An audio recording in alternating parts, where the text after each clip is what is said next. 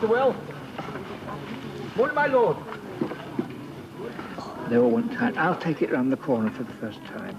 Make sure the end stakes are straight up, because it's, look, you see that started to come in there, coming in. So every time you get to the end, look up and make sure that's straight. Going from the bottom, one row at a time. Keeping your thumbs and fingers ever so close up to the outside stake. You shape it round there, you don't jerk it around, you shape it round.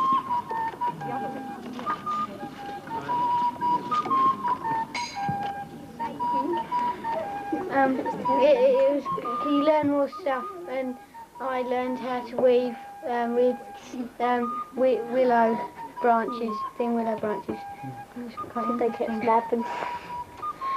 I learned to fire the archer thing because I hadn't a clue how to fire it before, and that was rather heavy as well. Well, if you did that in a classroom like that, it wouldn't be so good, but when you went to Oxford Castle, you had the right atmosphere as well, so that made it even better. We were in the kitchen, and I liked the bit when we made these little cake things, and they were crushed up dates with this blue stuff around them with a date in the middle.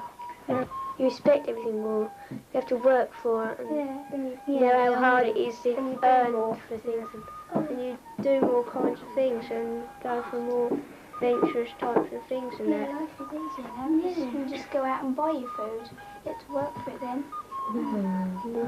What we've done, because half of the people got a bit of the story and the other didn't, so we put it all together and we talked about it and we all wrote it down, what we all got.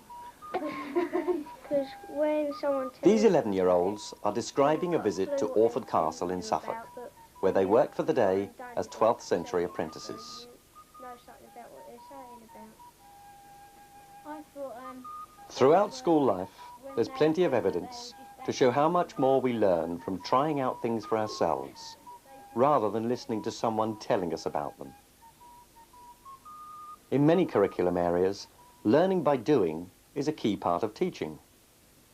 But how can history be brought to life so that pupils can experience it and learn about it in this same vivid way? This programme looks in detail at one approach, living history, and suggests how projects might be organised in classrooms, old buildings, and at monuments almost anywhere. The basis of living history is to create an opportunity for children to take part in a historical reconstruction. Nearing completion, Mistress, this tapestry. Yes, my lord. The apprentices learnt well. This will be completed this afternoon. My lord. Bring it up to the castle when it's done. For many children, this way of working can unlock history. Pictures, places and objects come to life because they can be compared with what we did. And it will come through much more easily. Almost the first step is to choose a location. It is important to find a setting which is genuine and which carries an atmosphere of the past. It doesn't always have to be a complete building. Sometimes one room is enough. So is part of an outdoor location. Having chosen a location, it is essential that the children feel that they are there for an authentic reason. At Henningham Hall, an 18th century country house, they were contracted for the day as servants to manage the house and its grounds in the summer of 1790. At an Ipswich museum, they were preparing for the arrival of Cardinal Wolsey.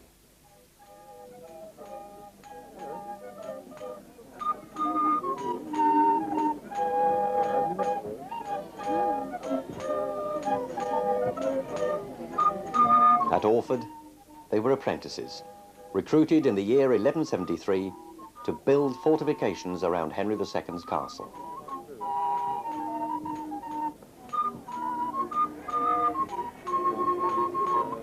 At Tilbury Fort, the garrison came to life.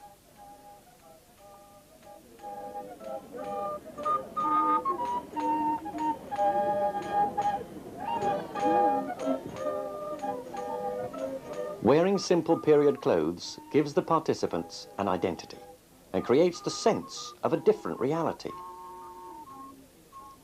A Living History Day might begin with a short assembly led by adults who have assumed roles which they will carry through the day. This establishes expectations and a sense of what is to follow.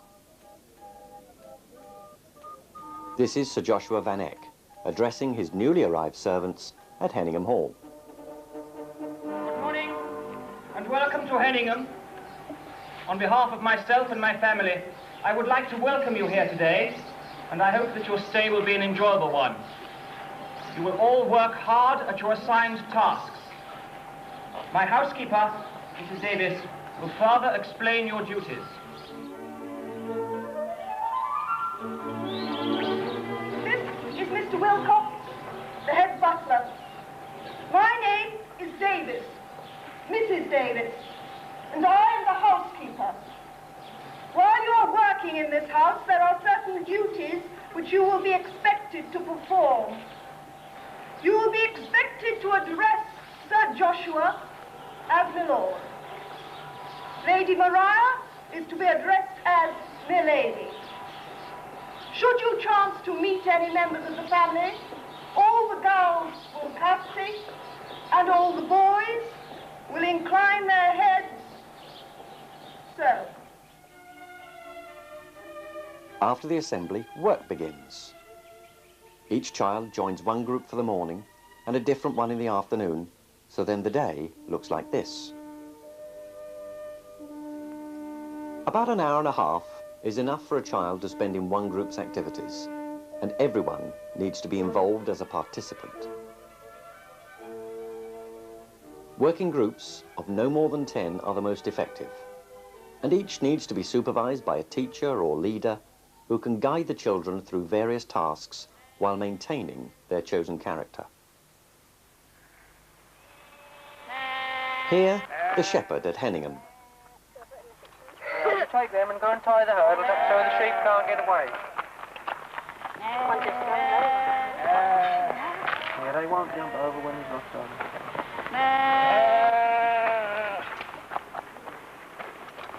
Yeah, darling, you go and tie them. And tie it real strong. Because remember the sheep, they push at the bottom of the hurdle, because that's how big they are. So tie it at the bottom.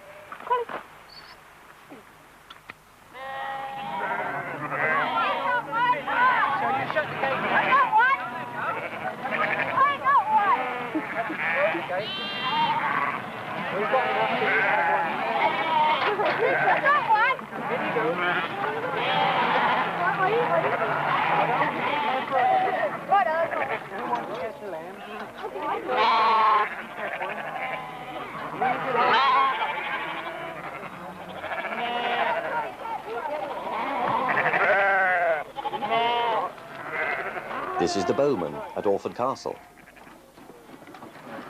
2 below. Bring that finger round. 2 below, 1 above. That's it. Get this hole on there first. Now 1 above. Now don't twist your hand. Your hand's got to be that way, all right? 1 above. Put it sideways there. And 2 below. All right? Yes. Keep your arrow low. Right, draw. And fire.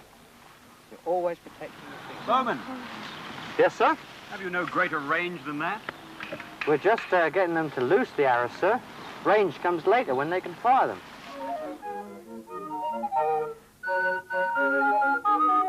Generally, the group name will suggest the tasks they should undertake, though it is important that as far as possible, work is with the tools and equipment which would have been used at the time.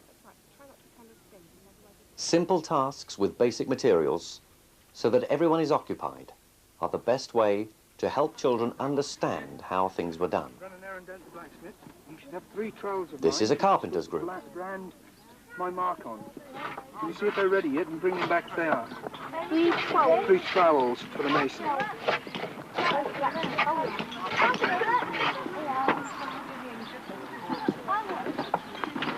Right, now keep looking at the work. Don't look away and you'll keep it straight. The adults in role are not there to give a dramatic performance, but to draw together the children's work and experience through the behaviour and attitudes of the characters they have assumed. Cardinal Wolsey examines the scholar's work. Ipswich has given us many things. I hope it will give us great scholars. Are you a great scholar, Master? Not yet, but soon. We shall hope you will be. I would sit a while, wouldn't you? And what have we with the Latin? Have we well learnt our Latin? I think we may conjugate the verb amare. Oh, a splendid verb to conjugate. Masters and mistresses, let me hear it then. Sing it loud. Nemo. Emas, emat, emamus, ematus, emanus. Well said. Well chanted. A timetable of events which can be followed helps to focus this role play. This is part of the Orford plot. The actor's scenario can be quite straightforward.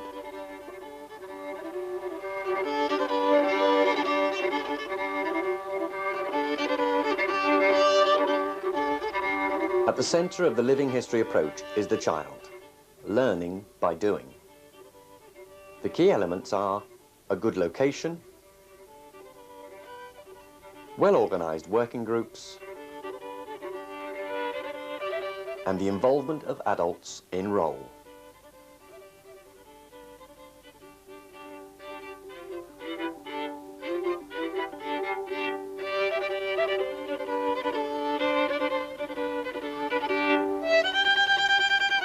Preparation before the visit deepens the children's experience, and making a study booklet with a period feel helps them. For Henningham, a simple newspaper was put together.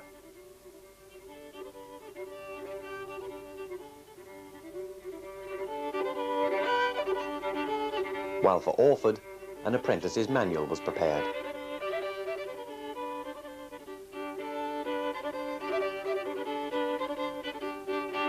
Although these projects are usually based at a site, many of the techniques can be adapted to the classroom.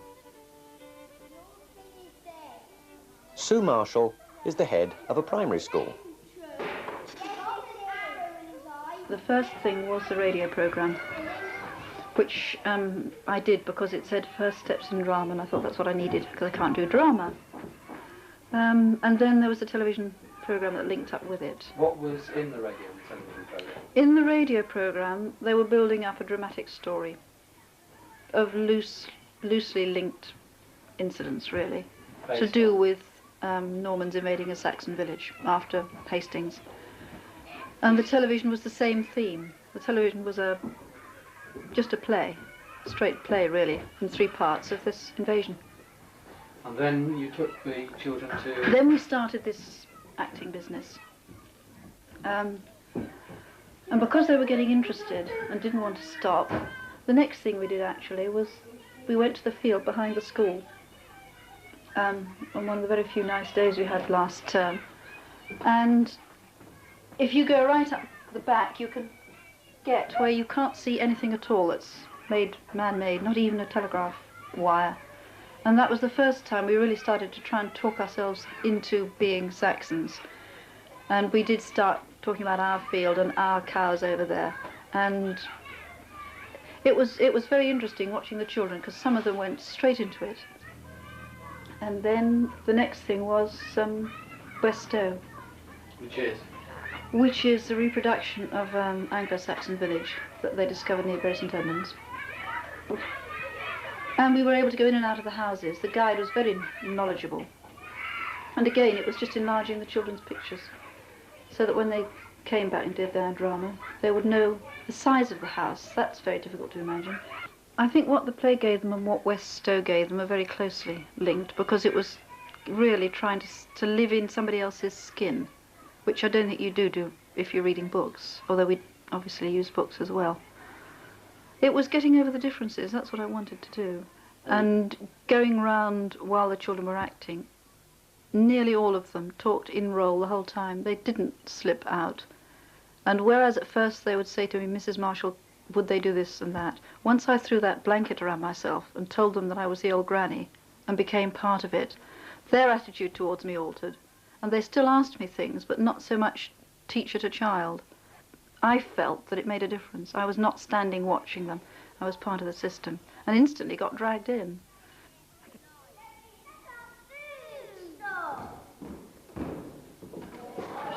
Tina Luce, the head of an infant school, led the cooks group at Henningham.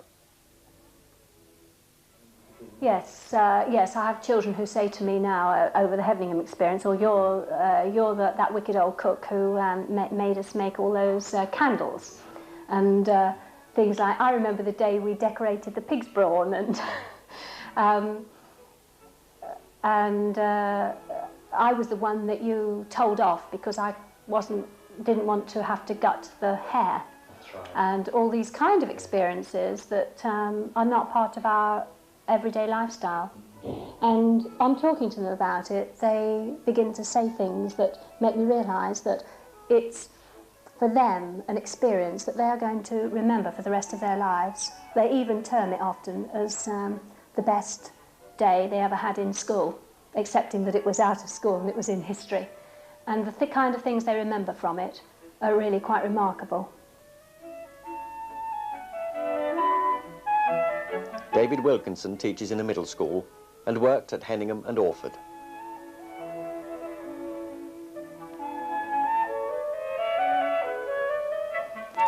Yeah, another good reason for using living history as part of an overall history study or project is that it brings a totally new dimension to their work.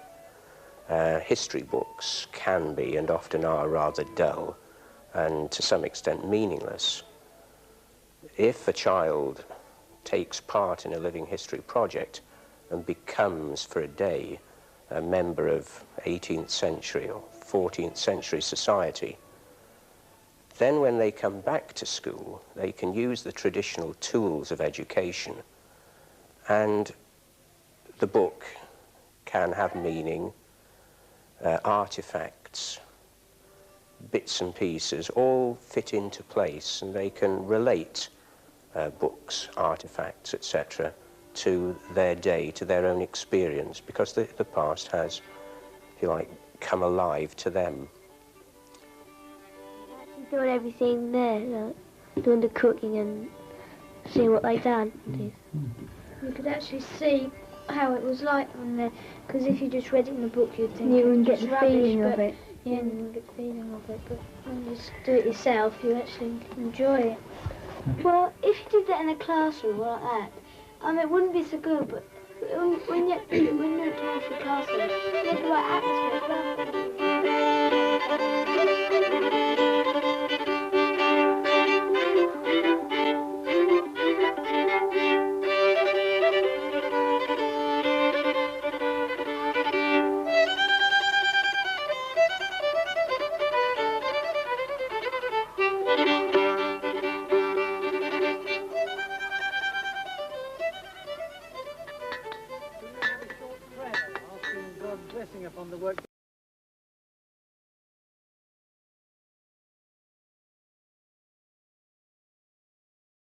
Because I hadn't a clue how to fire it before, and that was rather heavy as well.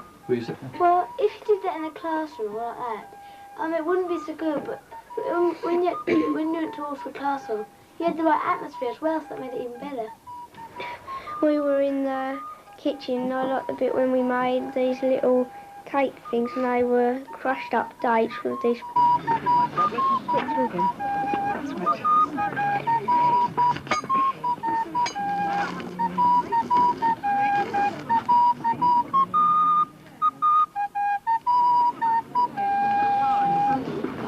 Morning, Master Will. Morning, my lord. They all went tight. I'll take it round the corner for the first time. Make sure the end stakes are straight.